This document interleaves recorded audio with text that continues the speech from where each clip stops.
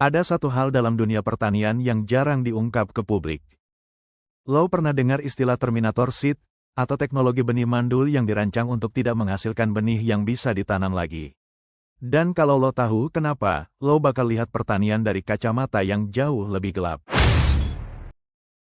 Dulu, petani di berbagai daerah Indonesia hidup dengan satu kekuatan utama, yaitu benih turun-temurun. Benih lokal yang disimpan sendiri, diseleksi sendiri, dan diwariskan antar generasi. Nggak ada istilah beli benih tiap musim. Nggak ada ketergantungan pada perusahaan. Semua ada di tangan petani. Tapi situasinya berubah ketika benih hibrida dan benih modern mulai diperkenalkan. Benih-benih ini menjanjikan tiga hal yang menggiurkan. Hasil lebih besar, pertumbuhan lebih cepat dan ketahanan lebih baik. Dan itu terbukti. Musim pertama benar-benar memukau. Panen naik, kualitas naik, pendapatan ikut naik. Petani pun mulai meninggalkan benih lokal dan berpindah ke benih komersial. Namun, ada satu hal yang tidak pernah benar-benar disampaikan secara gamblang, bahwa benih hibrida nggak bisa diperbanyak lagi dengan hasil yang sama. Masalah mulai muncul ketika para petani mencoba kembali pada kebiasaan lama mereka, menyimpan benih dari hasil panen pertama. Mereka beranggapan, panen pertama hasilnya bagus, jadi kita simpan saja benihnya untuk musim tanam berikutnya. Dan disinilah keanehan mulai terasa. Tanaman pada generasi kedua, atau F2, tumbuh dengan sifat yang acak dan tidak stabil. Tanamannya menjadi pendek, buahnya kecil, mudah terserang penyakit, atau bahkan gagal tumbuh sama sekali. Para petani pun mulai menduga-duga, mungkin salah perawatannya, atau mungkin tanahnya kurang subur, atau bahkan mungkin sedang tidak beruntung. Padahal, ini bukanlah faktor keberuntungan. Ini adalah mekanisme genetik yang memang dirancang demikian. Benih hibrida bekerja dengan menyilangkan dua galur murni untuk menghasilkan apa yang disebut keturunan super.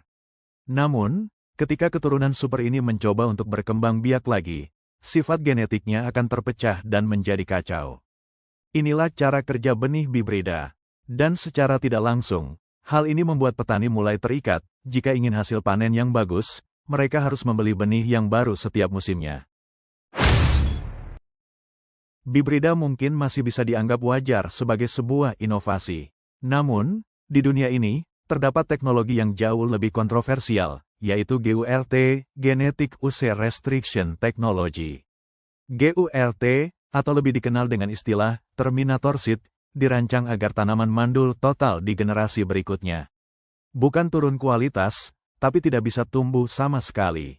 Ada dua versi dari teknologi ini. Yang pertama adalah VGURT, di mana tanaman sama sekali tidak akan menghasilkan biji yang hidup. Dan yang kedua adalah TGURT, di mana tanaman membutuhkan zat pemicu tertentu dari perusahaan agar benihnya bisa tumbuh. Ini berarti perusahaan pembuat benih tersebut memegang kunci kehidupan tanaman. Tanpa zat pemicu itu, tanaman akan mati. Teknologi ini menuai kritik habis-habisan, bahkan banyak negara di dunia yang melarang penggunaannya. Namun, ide dasarnya tidak pernah benar-benar hilang, yaitu membatasi kemampuan petani untuk memperbanyak bibit mereka sendiri. Ini bukan lagi sekadar inovasi, melainkan sebuah bentuk kontrol. Efek dari teknologi ini terhadap petani di Indonesia dan banyak negara berkembang lainnya sangatlah nyata dan serupa. Ketergantungan petani pada perusahaan benih meningkat setiap musimnya. Dampak langsungnya, biaya produksi melonjak tinggi karena benih kini menjadi salah satu komponen biaya terbesar dalam pertanian.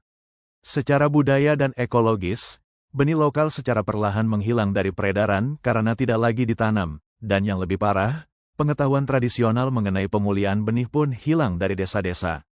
Akibatnya, kemandirian pangan masyarakat dan negara terkikis pelan-pelan. Sampai di titik tertentu, petani tidak lagi memiliki kendali atas jenis tanaman yang mereka tanam. Pilihan benihnya sudah ditentukan pasar. Harga benih ditentukan perusahaan. Dan ketergantungan pun menjadi sistem. Kalau dulu benih diwariskan antar generasi, sekarang yang diwariskan adalah kewajiban membeli benih baru setiap musim. Ini bukan hanya soal teknologi, tapi juga bisnis. Ketika pasar skala global masuk, perusahaan benih besar beroperasi seperti raksasa.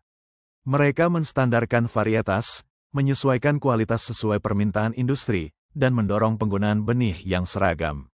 Supermarket butuh ukuran tomat sama. Pabrik butuh cabai yang sama panjang. Industri butuh padi yang seragam bentuknya. Varietas lokal tidak bisa mengikuti standar ini. Maka benih komersial mengambil alih. Dan ketika satu varietas menguasai pasar, perusahaan benih memegang kendali penuh.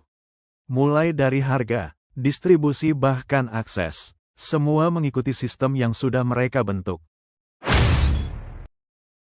Efek jangka panjang dari fenomena ini jauh lebih mengkhawatirkan daripada sekadar masalah biaya. Yang pertama adalah hilangnya keragaman genetik tanaman. Hal ini membuat petani kehilangan kemampuan untuk memulihkan lahan dengan varietas lokal yang lebih tangguh. Akibat dari penyeragaman ini, penyakit tanaman menjadi mudah menyebar secara masif. Selain itu, setiap kali terjadi krisis benih, petani tidak memiliki cadangan sama sekali. Dan yang paling mengancam, petani tidak lagi bisa menanam tanpa izin dan kontrol dari pasar.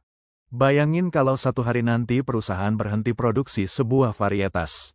Apa pilihan petani? Tentu tidak ada. Karena benih lama sudah hilang, dan benih modern tidak bisa diperbanyak.